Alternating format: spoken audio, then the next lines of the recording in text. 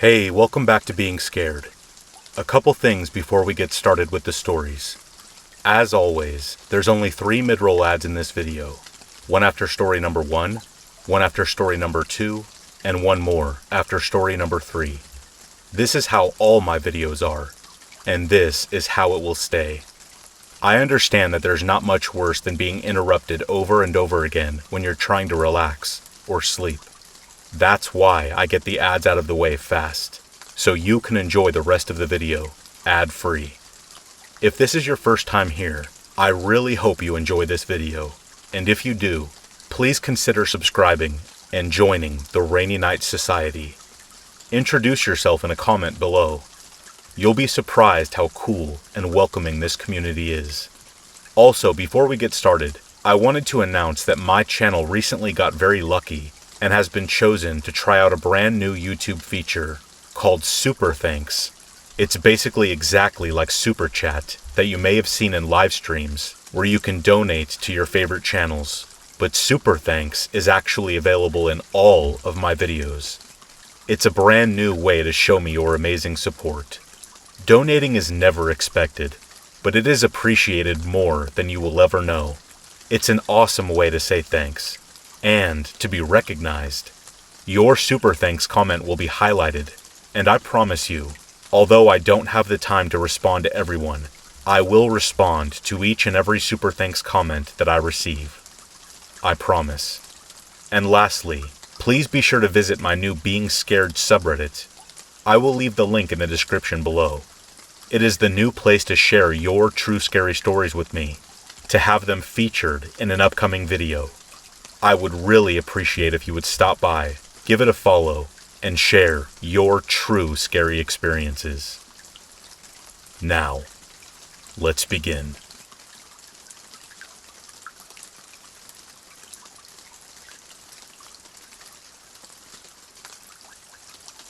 When my friend and I met the woman we now refer to as the Banshee, it was about 10 o'clock at night. We were walking back from a milk tea place, and we were maybe at mile 5 of a 6-mile total round trip. Almost home. We were walking on a long stretch of sidewalk next to a wide road that is busy during the day, but almost empty at night. A little background. My hiking buddy and I sometimes go for long walks through town at night, when we can't get out to trails during the day. It's dark, but our routes go through a fairly safe blend of residential and shopping areas. Usually we head to some sort of late-night restaurant or food truck. We walk, stop for food or drink, and then head back. We wear glowing vests that are battery-powered and reflective stuff to make sure traffic sees us, because we have had some too close encounters with distracted drivers. We have also had a few encounters with strange people. She didn't start making strange noises at first.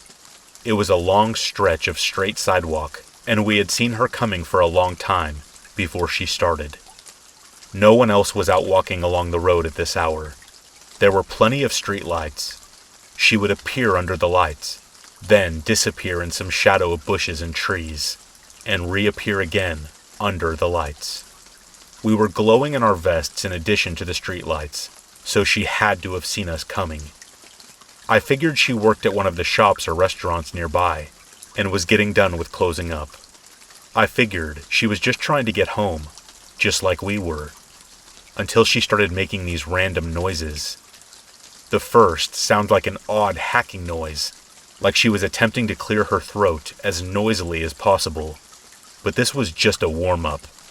The sound changed to something like a cross between a crow cawing and a small dog's bark. Rendering it now is hard, but the closest thing might be. So we kept walking towards her, watching and listening, thinking perhaps she has a disability or some other issue. She looked decently dressed, and she walked steadily and deliberately, not like someone on something. If not for her noises, she seemed completely normal. Then she made these loud but low-pitched groaning sounds. Something like,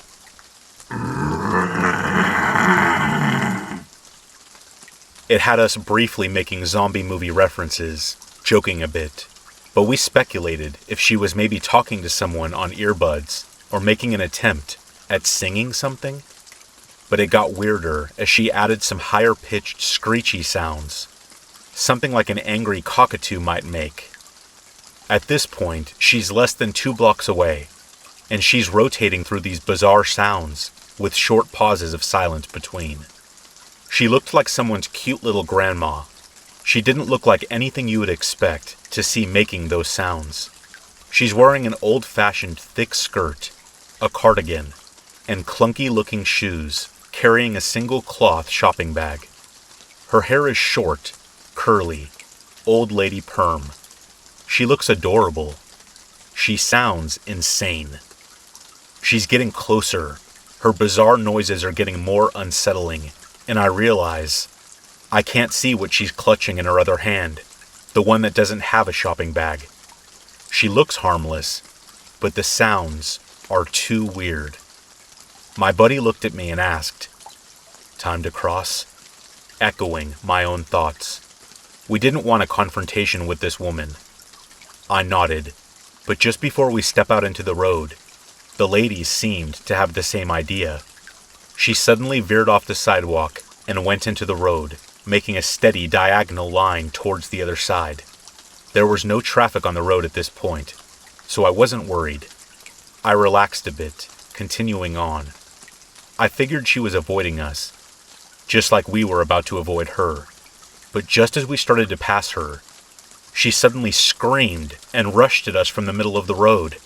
Her mouth was wide open as she charged at us, just shrieking. We stepped quickly apart, and her abrupt rush took her right between us, just shriek-wailing that horrible sound. It sounded like it would hurt her throat. Banshee-like is the only word I have for it. We were several feet apart, both braced for her to come back and do something. But instead, she veered again and went down the sidewalk the way she had originally been going. As she walked away, she kept looking back at us, and keeping up short bursts of the shrieking banshee noise, stopping to take breaths. As she got further away from us, she started caw barking at us again. We stood there for a while, just silently watching until she was a good long ways off down the sidewalk, with her very strange crow barks fading into the distance.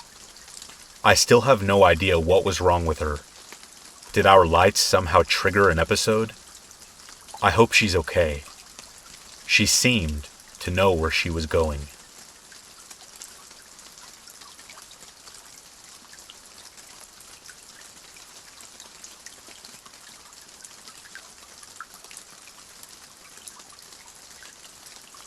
This all started 4 years ago.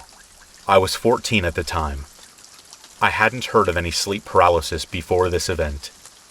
I had nightmares on and off as a kid, so it wasn't unusual for me to wake up from a bad dream. Back then I didn't know what to do when I was scared, so I would knock on the wall connected to my parents' bedroom until they came in to check on me. A little background. I had just taken the top bunk off of me and my older brother's bunk bed, so my bed had a fence on the short sides. I went to bed around 1 a.m. I was mid-dream when it switched script and became a nightmare I would never forget. In my dream, I was walking home from school. The street out front had no traffic, which seemed odd because it was the only way to get off the highway into our town. Halfway home, I heard some footsteps echoing mine. It seemed like whoever was following was very close. I picked up my pace a little to try and get away from the person.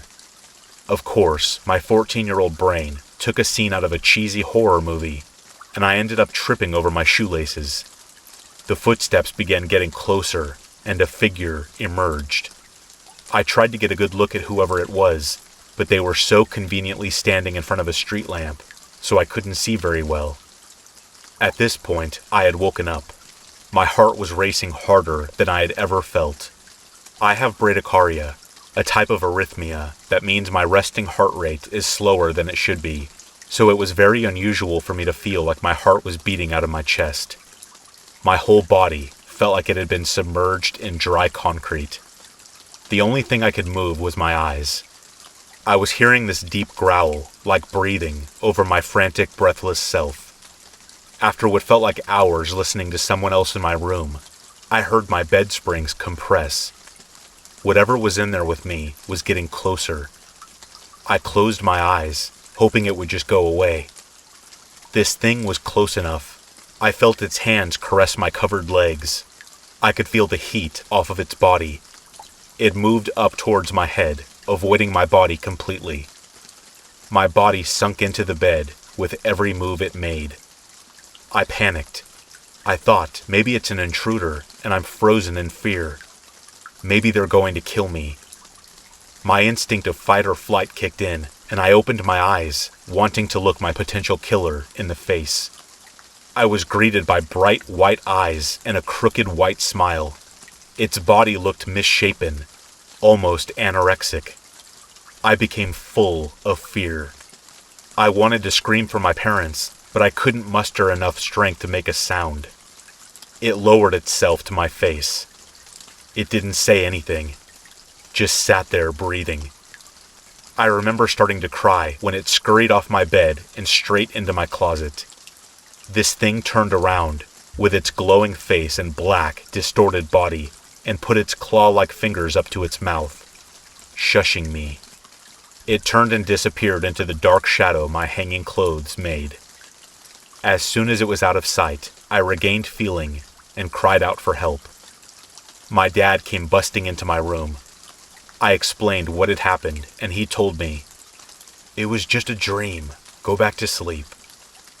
I nodded and waited for him to exit my room.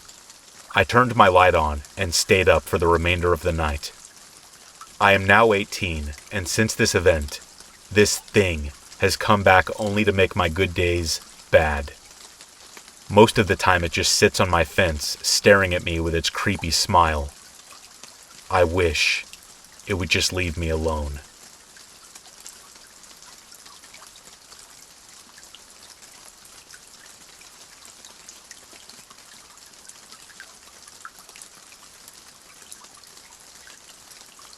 One night I was getting ready to leave my girlfriend's house, and the most frightening thing happened to me in recent date. A little backstory is needed for context. I am 19 years old, and I am unable to get a license to carry as the age is 21 in my state, which I have been wanting to lately for self-defense. My girlfriend lives a little over 30 minutes away, and I usually hang out with her after work.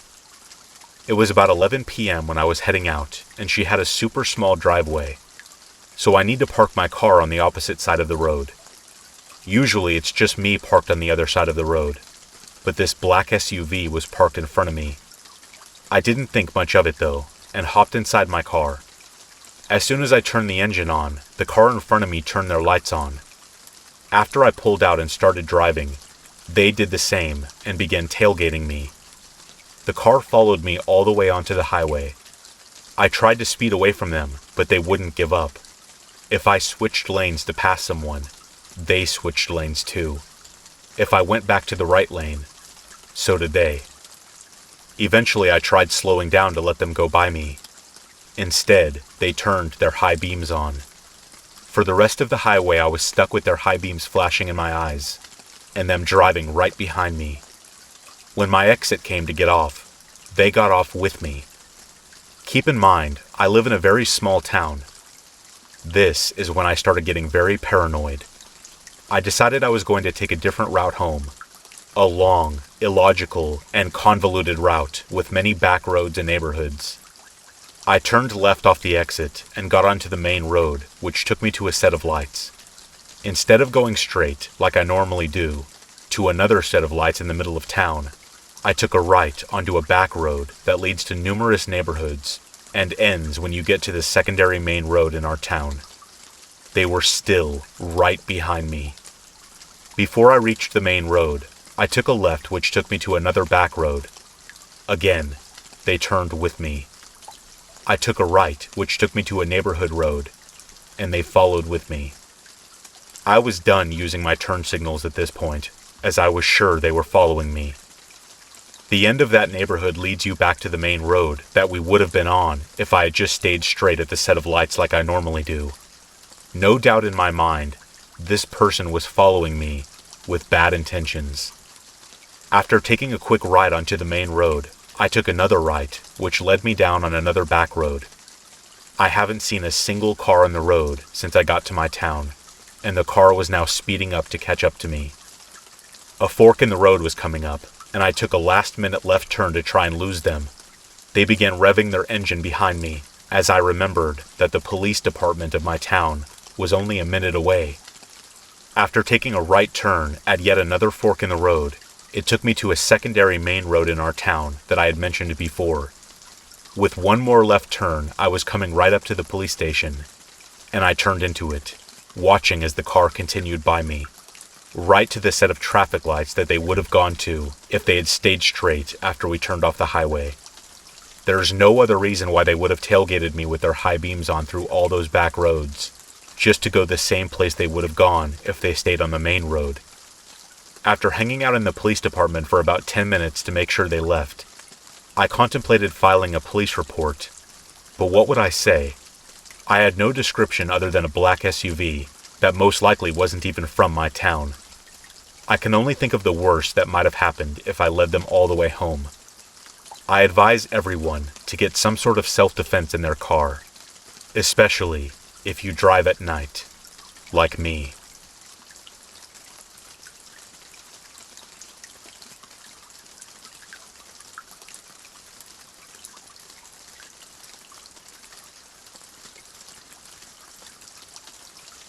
I have always loved listening to spooky stories.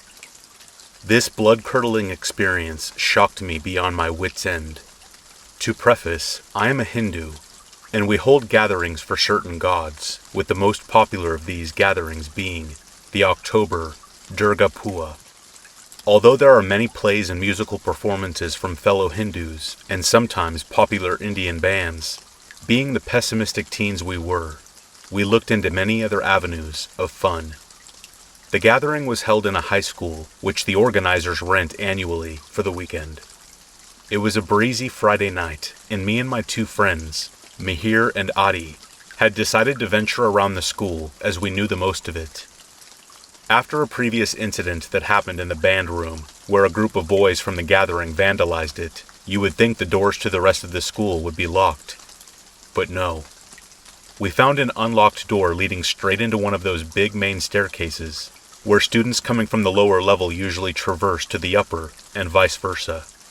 We made our way down a hallway of lockers until we made it to the school's gymnasium entrance, adorning a banner with a picture of the mascot and one of those bogus school spirit phrases.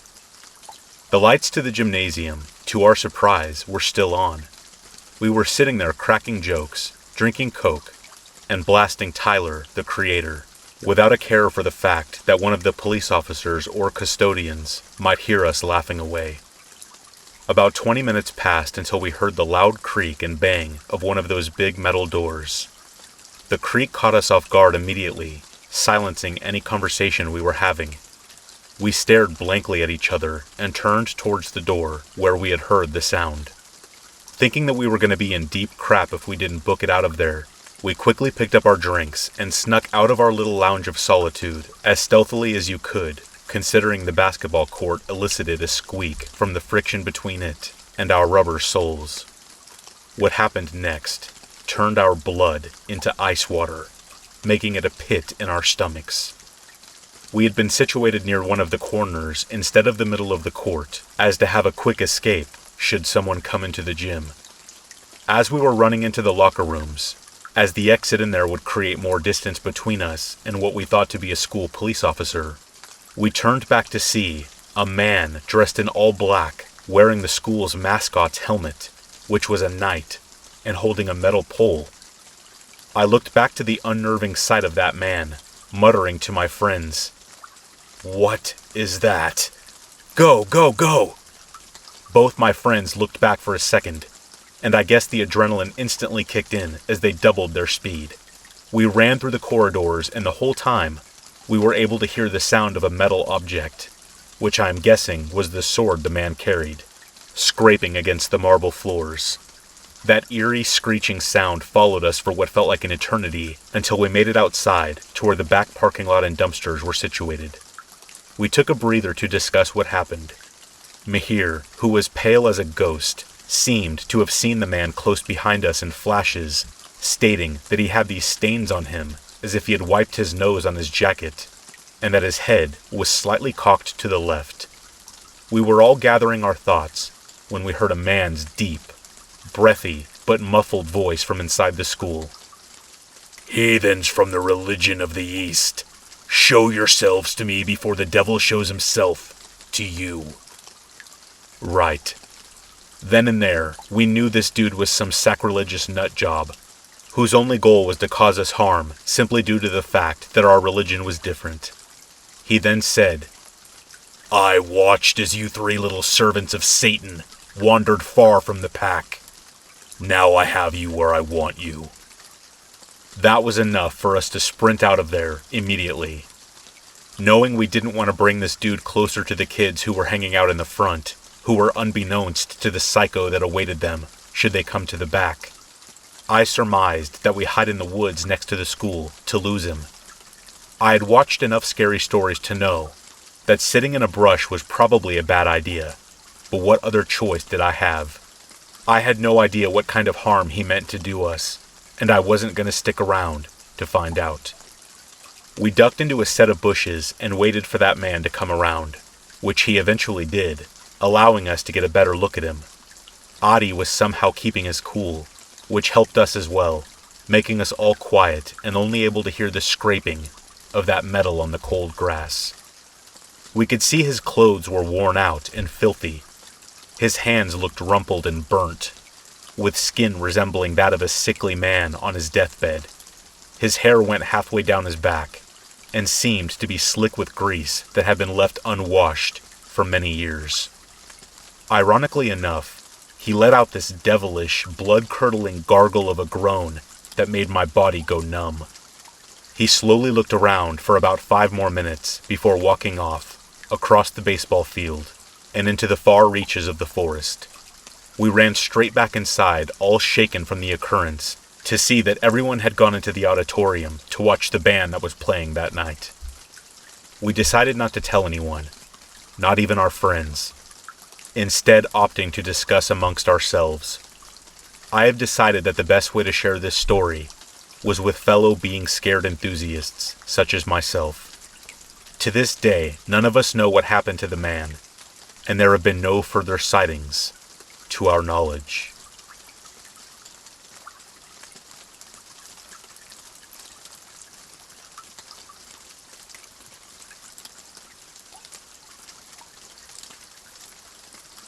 I was living with my parents and sister in Brisbane, Australia at the time. 2008, which means I was 19 years old. I remember my dad had just gotten Foxtel, cable TV in Australia, but only the TV in the lounge room could use the cable box, and I really wanted to somehow get the cable in my room without paying $99 or whatever for a new box. So Dad one day went out and bought an AV transmitter receiver. It was basically a 2-piece bit of hardware where you would plug this tiny box into the cable TV in the lounge room, and it would transmit a video signal to the receiver connected to the TV in my room. So one Saturday, I decided to connect it. My younger sister, 16 at the time, was the only other person home at the time, upstairs in her room. My room was downstairs. I opened the box and connected it up. At first I was going back and forth, trying to get the cables right, trying to get the channel right, etc. But no luck. Until I finally got something. I remember just sitting there, and something started fuzzing in. This is where things started to feel like a horror movie. I remember thinking, oh, here we go, and waiting to see the picture come in clearly. As it started fuzzing in, I remembered that this whole time, the cable set top box wasn't even on, and that's why it wasn't working this whole time. But then why was I getting a signal? It seemed to all hit me at once. As I realized the box was off, the picture fuzzed in, and I saw a bed. I freaked out, as at first I thought it was my bed. I had recently seen Saw 2 and remembered that scene where she turns on the TV and it's a camera filming her in her apartment. That was the first thing I thought of. I sprinted upstairs to my sister, absolutely terrified. I told her to come down and take a look. She came down, and we both realized it wasn't my bed. We didn't know whose bed it was, or how I was getting the signal. Obviously, it was the AV receiver picking up a camera signal, but we were just so confused as to who or what it was for. Eventually, my parents came home, and we concluded that it would have to have been a neighbor or someone living close by for us to be receiving the signal. We waited around until about 6 p.m., and then someone came into the room. My dad recognized it as one of our neighbors. We still didn't know what the camera was for, but we assumed it had something to do with fidelity. Either his wife or he had set it up to watch the other and see if they were cheating. Either this, or it was to tape themselves doing stuff. We entertained the idea that he was a murderer and would film himself murdering people in his room, but just to freak each other out. We'd always make jokes about how one night we'll turn it on and it'll just be his face with clown makeup, staring at the camera waving, and then him walking out of the bedroom with a knife. This never happened, but what did happen was still very creepy. We connected to this signal for over a week, but after a few days, the novelty kinda wore off. We felt a bit weird watching it, and just resigned to the explanation that it was to catch his wife cheating. Until one day, we turned it on and realized what we had discovered. Our neighbors were having a bunch of renovations done to their house. During weekdays they would be out, and there would be workers at the place pretty much all day. It had been like this for over a month. We started watching the feed and saw a man walk into their room. It was the plumber that had been there regularly for the renovations. We didn't think anything of it, until he started opening drawers. I called out to my mom, the only person home at the time, and we started watching it. He started getting the wife's underpants and sniffing them, doing all that really creepy stuff. At first we were like, oh my gosh, how embarrassing. He's being filmed. Will the neighbors see this? But then, what happened next was truly terrifying. He slowly walked over to the camera and looked right down into the lens. We were convinced that he knew we were watching. My mom immediately called Dad. I kept watching. He started fiddling with it and then put it back down. I told my mom that I don't think he knew we were watching, but he's definitely the guy that put the camera there. My dad came home, and by this time, the plumber had left. Much to my mom's pleading, my dad went over to the neighbors to tell them what we saw. My mom wanted to completely stay out of it and was terrified, understandably.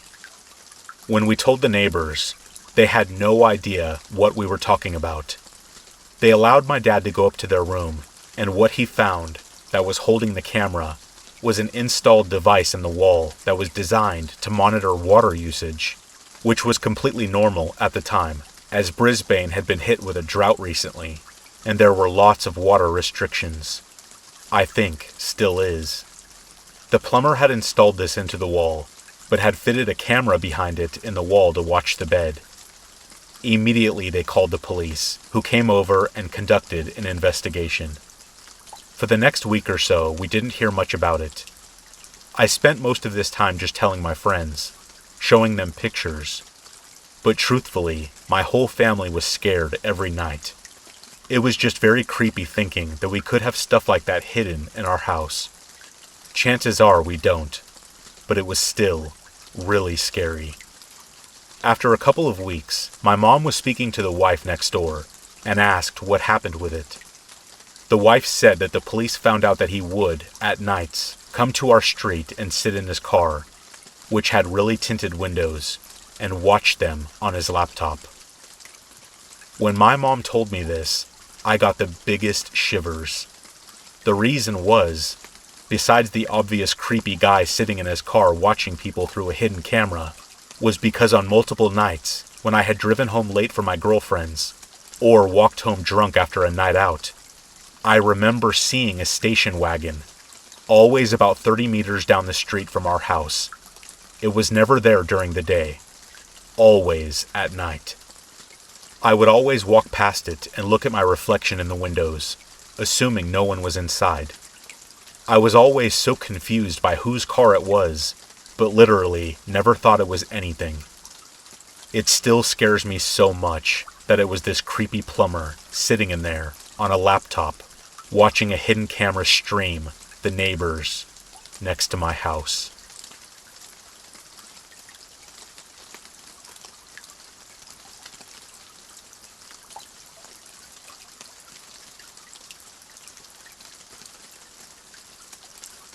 This is something that happened to me 5 or so years ago.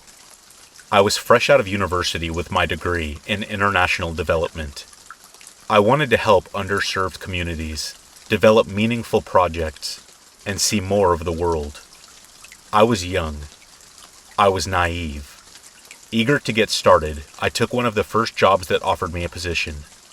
It wasn't something I necessarily wanted to do, but it was adjacent to my interests, and, more importantly, took me to a place I had never been before. I loved everything when I arrived. It was beautiful, sunny, and green. My new coworkers, all local staff, were amazing and so kind. My boss invited me to play soccer on Sundays with his family. My fellow project coordinator would go out dancing with me on the weekends. My roommate, a fellow expat working in development as well, was a fun and spunky woman I adored. I felt so blessed. Then, one day, it changed. I was walking downtown with a friend. There was a vegetable and fruit market that had great, fresh produce directly from the farmers growing it. It was about a 20-minute bus ride from my apartment, so not close, but not incredibly far either. My friend and I loaded up and began walking over to a quiet corner to call a cab to help us haul our goods back. Then I heard it. A man shouting my address. It took me a second to realize he was shouting my address. I turned around to see a man hanging out of his car, slowly crawling along the road with us. My friend recognized my address too. She turned to me and asked, "Do you know him?" I had never seen him before. He kept shouting, "Yeah, you. You're living in the back house on the second floor, right?" That made it even worse. I lived on a big, suburban lot with 2 houses, one in the front, where my landlady and her family lived, and the second in the back. The second house was split into 2 apartments. The bottom floor housed 2 students, while I lived on the second floor with my roommate. You couldn't see the second house from the road, much less the stairway that led to the second floor. My heart was pounding. I wanted to shout back at the guy, but I was scared. I was a 22-year-old woman, living in a foreign country, and I didn't want to draw attention. I didn't know how he would react. So we walked. My friend tried to comfort me, saying that maybe he knew my landlady's family. I was probably the only redhead in the whole country. He could be a neighbor I hadn't met. The encounter didn't leave me. It stayed in my mind. A week or so passed, and I stopped glancing behind my back whenever a car came by. I started to feel secure. Then he showed up again. I was walking home from work. It was getting dark. My office was a 15 to 20 minute stroll from my apartment. Perfect as a quick way to stretch my legs. I was halfway home when I felt someone watching me. Then the slow crawl of a car pulling up beside me. I knew it was him without looking. "Hey," he said, leaning out of his window, one hand on the wheel. "Why you shy?" I ignored him and kept walking. There was no one around. It was getting dark. "Come on," he said. "Let me give you a ride. I know where you live." Not reassuring. I started to feel my chest tighten. I wanted to call someone, but didn't know what he would do if I reached for my phone. I was practically jogging now, but he just sped up to match my pace. "Listen." And now he was angry, his voice hard. "You don't just ignore a man like that." I wondered what I would do if he stopped the car. He looked fit, young. He could probably catch me. He could hurt me. So I did something that, in retrospect, seemed absolutely bizarre. I yelled at him, wildly, rapidly. I did it in my first language, not what they spoke in this country, not a language he would ever have heard, probably. I screamed curse words and threats, anything I could think of. I will never forget the confused fury on his face. But he did slow down, letting me run ahead. I could see a woman at a bus stop in the intersection ahead. If I got to her, maybe she would help. Maybe he would be scared off. By the time I got to the woman, he was gone. I kept walking home, looking behind me with every step. I told my roommate about what had happened. She told me not to bother reporting it to the police, since they were corrupt and wouldn't do anything. When I told my boss, he told me the same. He said he had a baseball bat, and that he would come whenever I called. I saw the man again 2 weeks later. He was sitting in his car, parked in front of the gates to my apartment. I had been about to take out the trash, but retreated before he could see me. I told my landlady, and when she went over to confront him, he drove off. This continued for weeks, not every day, but once or twice a week. He was always there, waiting. I took cabs to and from work. I never traveled alone. I barely slept, waiting for him to break in and kill me. My last weekend abroad, he almost did. I went out drinking with a group of my friends, 4 of us in total. We were celebrating the end of my contract, and I was happy to go home in a few days. I couldn't wait to see my family. I couldn't wait to put an ocean between me and the man. We had beers at a local bar, a 5 to 10 minute walk max from my apartment.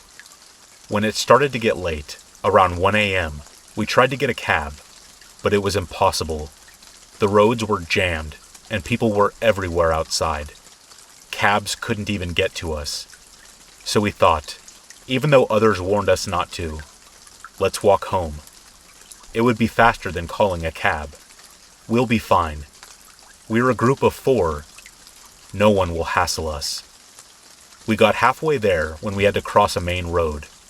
There were no streetlights. Not that kind of place. The road was absolutely empty. Not a single car in sight. We crossed the road. A few more minutes, but then we were backlit with the bright headlights of a car coming up. We glanced back. A cop car. 2 men in the front. And I knew, even though I couldn't see from the bright lights in my eyes, he was driving. He was a cop. The Jeep slowed, as I knew it would. He rolled down the window to drawl. "Hey, miss. Nice night, yeah?" My friends immediately knew who he was. I could see how nervous they were. We were alone on a dark, empty street in the middle of the night. They were cops, so they were armed. No one would intervene, probably. Too dangerous. "You girls need a ride?" He leered. His friend, who I could see now, was grinning hugely. My last few days, I thought, and this is how it ends. We sped up our pace. I don't know what our plan was, other than to get away. Then I heard one of the doors of the Jeep open as the passenger jumped out. I don't think I've ever been so scared in my life, although I didn't dare turn back to see. We were at the turn to my street now. 2 minutes more to get to safety. The car was right behind us. Whoever had gotten out of the car was right behind us. 2 of my friends were ahead now, while another clutched my hand and dragged me along. Then, out of nowhere, another car appeared. They were coming from the opposite direction, illuminating us all. When they slowed to see what was going on, I have never been so grateful. It was an older couple, and they looked concerned. I think they knew something very bad was about to happen. I heard, not saw, the car door swing open. I almost got hit as they sped past us in a hurry. The other car stayed, watching.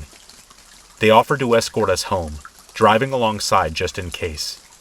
But I knew he wouldn't come back. Not tonight. I still took a cab with my friends to their place for the night. We took my roommate with us, just in case. Nothing happened after that. My last 2 days were uneventful, although I couldn't shake the feeling that he might show up at any given moment.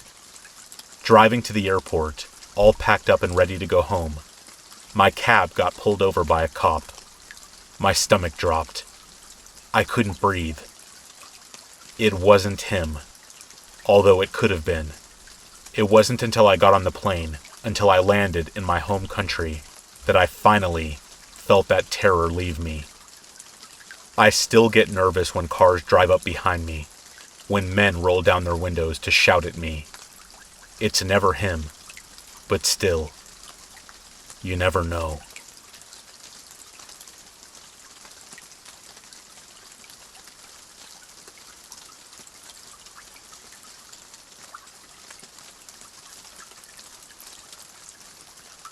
It was April of 2019. I was with my now ex-boyfriend at the time when this event occurred. His name was Richard, and my name is Abigail. We were hanging out at my house. It was around 5:30 p.m. when we began to get hungry for dinner. So, Richard and I decided to ask my mother, Olivia, if we could go to the Chinese restaurant up the road from my house, to which my mother said we could go. So, Richard and I grabbed our hoodies, since it was now beginning to rain, and we began to walk to the restaurant. It is important at this point that I mention that when we were walking, Richard was walking on the left side of the road, and I was walking on the right side of the road. I know, not very gentlemanlike. Anyway, this minor detail will come in handy later on in the story. While walking to our destination, Richard and I talked. After about 10 minutes of walking, we reached the viaduct right by the restaurant, so we began to walk under it since we had to. After we passed it, Richard suddenly had a look of fear on his face. I looked up at him, and then behind us to see this man behind us. The man appeared to be on his cell phone, and he kept staring at Richard and I. I asked Richard, "What's wrong?" To which Richard responded, "Something about that man seems off. I don't know exactly what it is." I shrugged it off, thinking that it was just Richard being paranoid. We continued walking, when the man hung up his cell phone and began to start following Richard and I. Richard kept turning around, and he tapped on me. I was confused and startled at the same time, and asked, "What's wrong? What's going on?"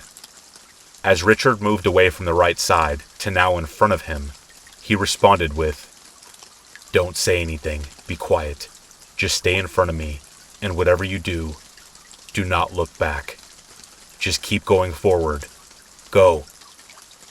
As he speed walked behind me with his right hand on my right shoulder, I responded with, Okay, and increased my walking speed, and began to panic even more. Out of the corner of my eye, I saw Richard look back, so I decided to look back out of curiosity. I was able to get a better view of the man, who now had his hoodie up.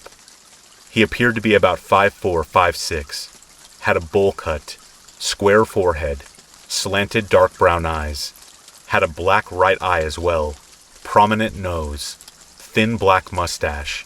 He looked hunchback, had a mean look, had a very dirty face, and was wearing a dirty blue Nike hoodie with dirty beige cargo pants and dark brown worker boots stained with mud. I instantly felt fear jolt my whole body and began to feel like I was going to have a panic attack, when I saw the man reach into his right hoodie sleeve and push a large object about 4 to 6 inches up his sleeve. Richard and I both saw that it was a large kitchen knife. I turned around super fast and was shaking at this point.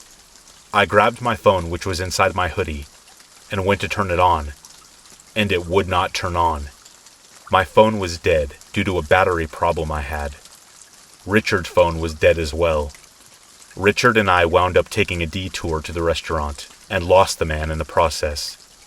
We went to dinner, but unfortunately we were a little bit too short on money.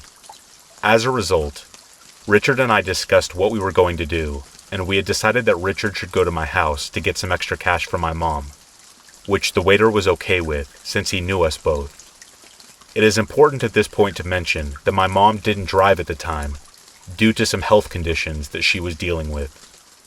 I texted my mother to let her know what happened, and she was okay with it and was going to wait for Richard while I stayed at the restaurant. About 10 minutes goes by, and Richard arrives back on his bicycle. He looked afraid as he entered the restaurant, so I asked him what was wrong, and we went to go pay the waiter a few dollars we owed. Richard said, "We should stay here a few extra minutes." I was confused and responded with, "Why?" Richard responded and said that when he was returning from my house, he hurried since he knew the man saw us heading to the restaurant.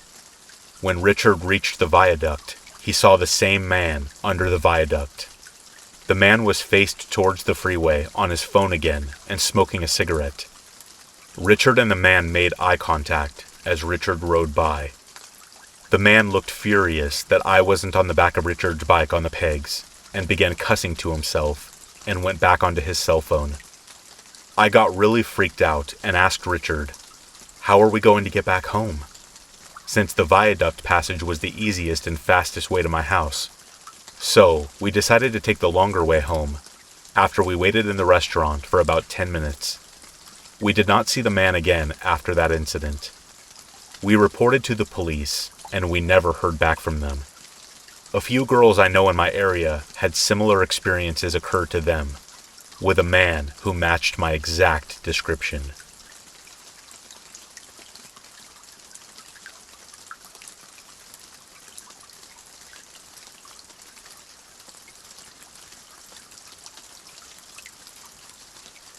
I have had a couple of experiences, both weird and paranormal, when I was around 3 to 5 years of age.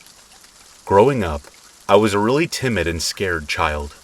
I would never leave my mother's arms and would cry if she even went to the bathroom.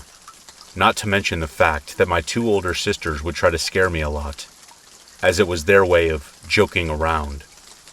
Anyways, before I moved to Australia, I lived in South Asia, and we used to live in these flats, apartments that were really old but pretty lively. There was a lot of young families in our flats that had children that were around me and my sister's ages. We often spent most of our time playing with them. So one day, my sisters, 3 of our other friends, and I were running up and down these flights of stairs, playing tag. We all stopped on a certain floor that one of my friends used to live on. She was quite older than us too, around 13 or 14. We were all arguing about who's it and who got tagged, until suddenly we get interrupted by a short, old man. He had a really hunched back and disgusting teeth that were rotting away. He held his arms out in front of him, and it looked like he was holding ripped up pieces of paper in his hands. "Can I play with you, children?" He asked us in a weird way, like he put on a high-pitched voice. My friend, who lived on this floor, replied, No. We were starting to get weirded out at this moment, and I remember my heart was beating super fast. "Why not? Let me play. You guys run and I'll catch you," he replied as if he was sulking. I have to ask my mom," our oldest friend replied. Right after she said that, she whispered to all of us to run with her to her apartment. As we were running to her door, he started following us. But luckily, her apartment floor wasn't far away, and the door was open. We all got in there, and her mom asked us what was wrong, as we all looked scared. Our friend told her what happened, and surprisingly, her mom didn't seem worried about it or anything. However, I was really shaken up by that experience. We waited a few minutes inside her apartment until we were sure that the old man was gone. I was seriously so scared, I begged our friend to carry me to our floor, which was right above hers. My sisters are 5 and 4 years older than me, so they couldn't really carry me back. Another experience I wanted to share is a paranormal one. So, the layout of our apartment was a bit weird. Our bathroom, which was a really weird bathroom, had 2 other rooms inside it. One room for the toilet, which was just a cubicle-sized room, and another room for the shower. The shower room was big, and outside those rooms was our sink and the washing machine. So, basically it was a toilet, shower, laundry room, all in one. Anyway, one day it's just me, my mom, and my 2 sisters in the apartment. I was playing with my sister Holly in our room, and we were giving each other makeovers. As she's doing my makeup, she messes up and tells me to go wash my face, so she can redo it. I go into the bathroom, only to the sink to wash my face. I already know that my other sister Heather was in the toilet doing her business, and the shower room was empty. I could hear my mom in her room talking to our relatives over the phone. As I'm washing my face, I started getting this weird feeling, like I was being stared at. I continued washing my face until I looked up and saw my face in the mirror to see if I got all the makeup off. It was then that I noticed, through the mirror, that our shower room's door was cracked open. I looked behind me and I see this tall, naked woman peeking through the crack at me. I still remember her so vividly. Her brown eyes were glaring back at me. She was all wet, as if she had just taken a shower. Even though I couldn't see much through the crack of the door, I could tell she was wet and not wearing clothes. And honestly, this woman kind of resembled my mother, but at the same time, she didn't. This woman who was glaring at me through the door looked evil, and she looked angry. My heart was beating fast at this point, and I remember letting out a nervous laughter. I don't know why, but I was just really confused, and for some reason, let out a small laugh. I could hear Heather in the toilet finishing up her business, and that's just where my fight or flight senses kicked in. I ran out of that bathroom into my mom's room to tell her what happened, but she was on the phone and told me to go away. So I went to Holly and told her about what just happened. She didn't believe me and said that it could have been Heather. As she said that, Heather walked into the room and asked what we were talking about. Holly asked if she was trying to scare me, and Heather replied, "No, I was in the toilet this whole time," while sounding really annoyed at the fact that Holly accused her of trying to scare me. I told Holly how the person I saw looked like our mom. She, for some reason, looked really offended about what I just said. She grabbed my arm and took me to our bathroom to show me nothing was there. And she was right. When we looked in the shower room, it was empty, but the floor and walls were wet. I pointed that out to Holly, but she just said one of us must have taken a shower earlier, even though I think we both knew that none of us had taken one before this incident happened. Honestly, I would have just chalked it up to one of my sisters trying to scare me, since they did that a lot. But the person I saw in the shower room was a woman, and she was tall. Shortly after that, my dad decided we should move to Australia. After that shower lady incident, I had a few more strange experiences happen to me, but as I grew up, they just stopped happening.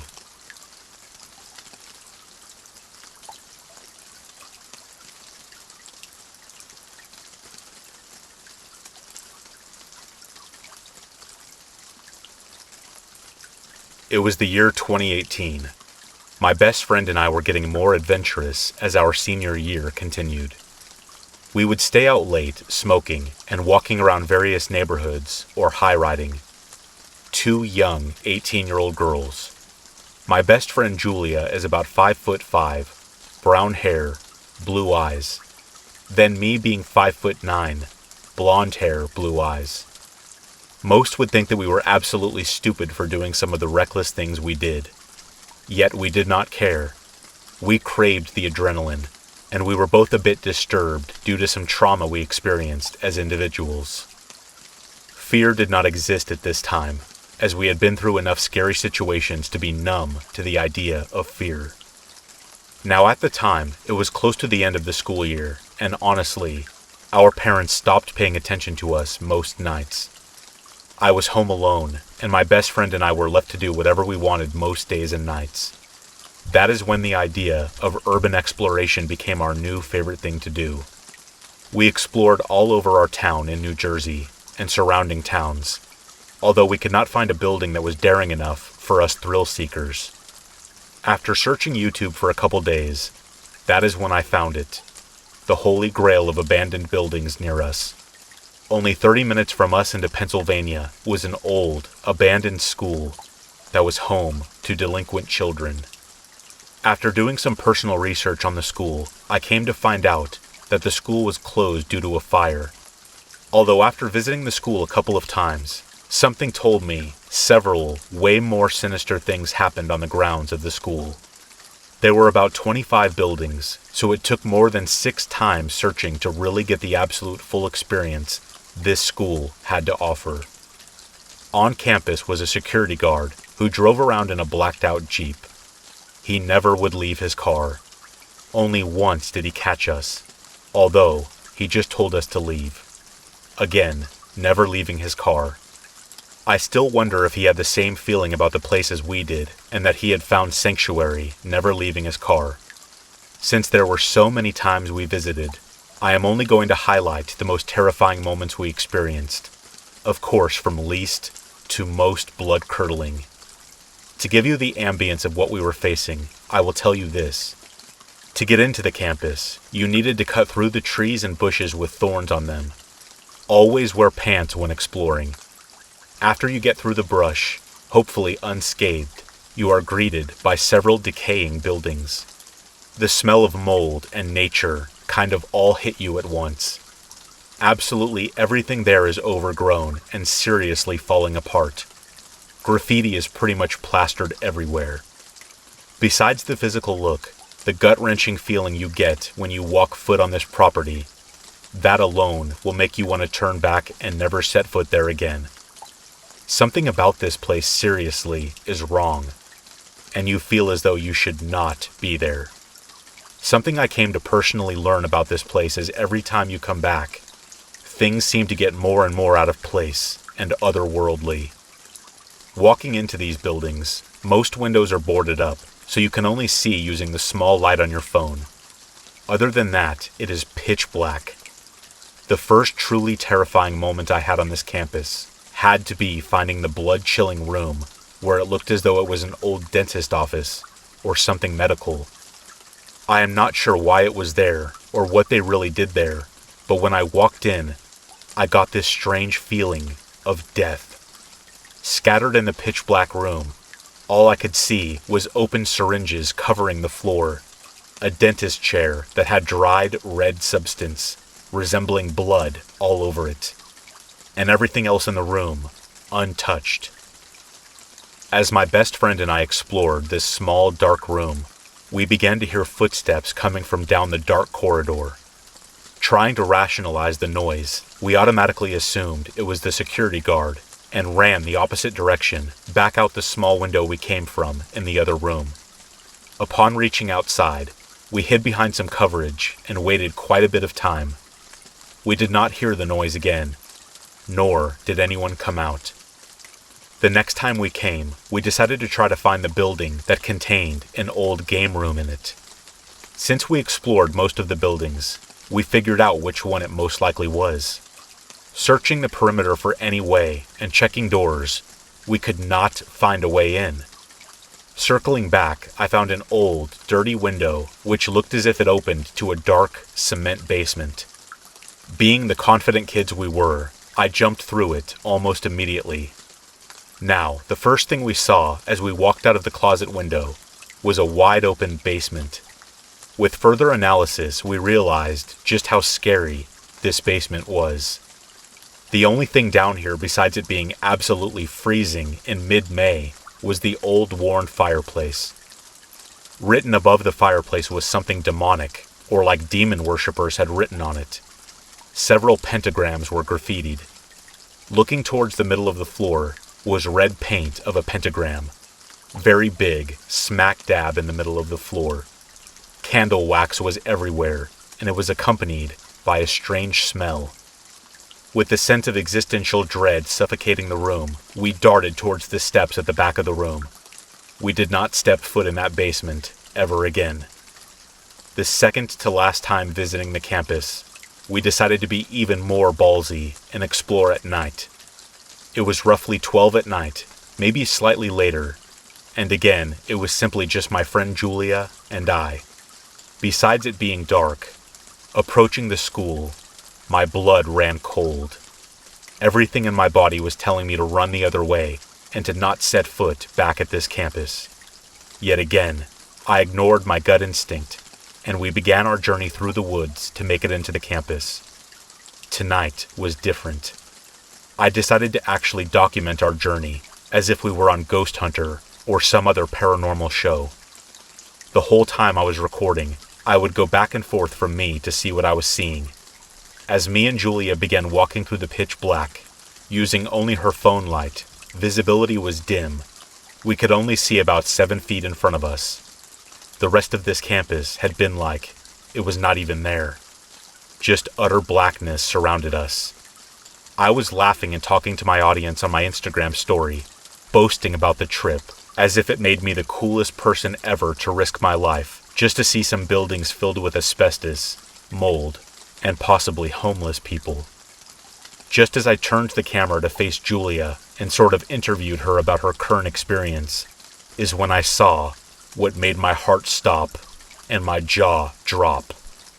I froze in the position I was in, just holding the camera pointing in Julia's direction. As Julia looked past my camera, almost questioning why I got so quiet, she saw my face. The viewers at home could only see Julia's expression. It had said more to the people at home than either of us could explain. Seeing how absolutely horrified I was, and how my face had turned the lightest shade it could, she let out a scream and grabbed my arm, pulling me into a different direction. I felt as if I was no longer present, and adrenaline had taken over my body. My legs were moving, yet it felt like I was not controlling them. We jumped and hid behind a tree as Julia pleaded with me to tell her what I had seen. For a couple of minutes I just sat there, trying to process what I had just seen. I did not want to believe anything scary and paranormal could be real. It felt like a true scary movie came to life. When I regained my ability to talk again, I told her exactly what I saw. When I tell you, you most likely will not believe me, for it is so utterly insane, it's almost laughable. That image will never leave my memory, for it is burned in forever. Standing right behind Julia, just in the shot of my camera, was a black figure. With a closer look, I remember not believing what I saw, and experiencing what felt like paralysis as I was stuck staring at this figure, standing only 3 feet behind my best friend. A man, on a large horse from what I could make out. No detail to him at all, like he had literally been a shadow, just a blacked out figure. The worst part was his large, broad body seemed as if it had no head. I know it sounds crazy, but trust me, it absolutely was. I had heard stories of the Headless Horseman as a kid, yet I never expected to see anything like that in my waking hours of the day. After telling my best friend what I had seen, we hightailed it back to Jersey and decided to do some more research and see if anyone had any similar experiences, or the same one. As we searched, I found countless stories that made my bones hurt about this place and what other urban explorers had experienced. One in particular made me literally almost faint. To be brief, this guy who had been really into exploring found this place years back and decided, like us, he wanted to keep coming back and see everything the campus had to offer. He explained how every single time he came back, weirder and weirder things happened to him, which to my knowledge was exactly how I felt. But what he said next made my soul sink into the floor. He explained the last time he decided to go was at night. He explained how in front of the red house, he had been chased out by a headless horseman. My stomach sank. I went right back to the live video I had taken and watched it back. The part in which Julia looks at my horrified face, directly in the background, sat the old, decaying red house, half burnt down. My jaw dropped. We did not visit this place for a couple of weeks. I would love to say I learned my lesson and this is the end of the story. I would be lying. After a couple of weeks had passed, our urge to visit the campus grew to an insane level. Almost as if something was pulling us back, like we had strings attached to our bodies. Being the reckless kids we were, we decided 12 was not scary enough. Let's go at the devil's hour. 3 a.m. Now, as we walk towards the woods, we need to cut through a thick fog that appears out of nowhere. If you think that was not enough to scare us away, you are right. I led the pack and proceeded towards a gap in the trees. As I am about 10 feet ahead of my two friends, I noticed some movement coming from the trees. We were not alone. Thinking who else might be out at 3 a.m., I started shifting backwards, alerting my friends as I slowly backpedaled. Just as my friends looked in my direction, a deer came running right towards us. Right before it reached me, it stopped dead in its tracks 2 feet away. This was like no deer I had ever seen. Again, I felt myself with short-term paralysis, as I felt like I was staring directly into the devil's eyes. The mist completely surrounds the deer like an animal, to the point I could not even see its feet. That's when I noticed its peculiar eyes glowing a weird yellow-red color. None of this seemed normal.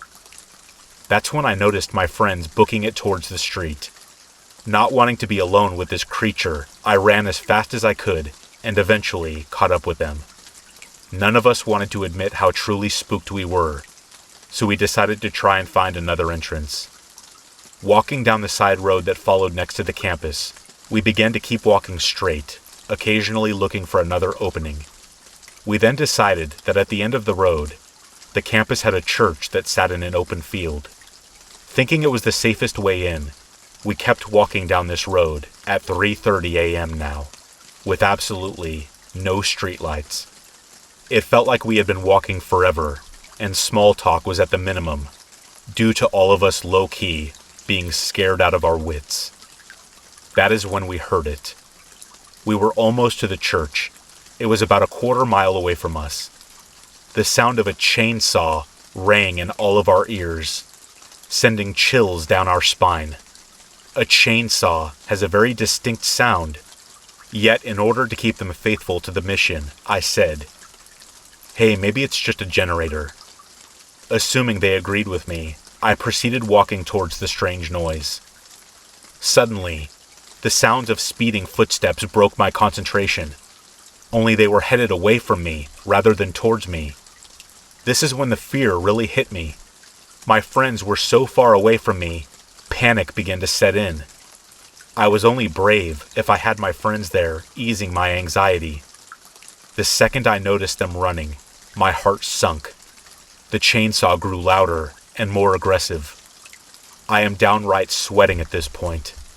Finally, instinct kicks in and I bolt towards my friends, somehow catching up with them immediately. We all decided to go home since it felt like the campus was doing everything in its power to keep us out. To this day, I am not sure what was lurking past those trees, but I am not willing to ever go back and find out. Just remember, if you decide to go urban exploring, never go alone, and always follow your gut, for you never know what your animal instincts could be protecting you from.